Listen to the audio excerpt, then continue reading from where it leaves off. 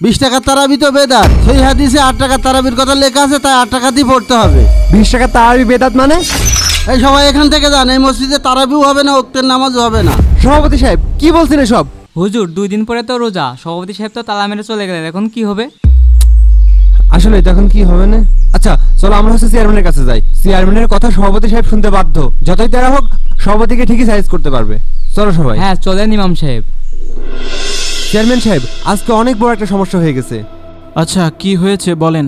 আমাকে সভাপতি মসজিদ থেকে আমাকে বের করে দিয়েছে, খুব পাগলামি করছে, এমনকি মসজিদে তালাও মেরে দিয়েছে। তালা মেরে দিয়েছে মানে? মসজিদ কি ওর বাপের নাকি? প্রতিনিয়তই এলোমেলো কাজ করে, আমাদের কোনো কথাই শোনে না। আমি তো আজ পর্যন্ত জীবনে এমন ঘটনা কোনোদিনও শুনিনি। হ্যাঁ উনি প্রতিনিয়তই মসজিদে ঝামেলা করে, আমাদের কোনো কথাই শুনতে চায় না। আচ্ছা ঠিক আছে আপনারা যান, আজকে আমি ওরে ডেকে একসঙ্গে বসে একটা মীমাংসা করছি।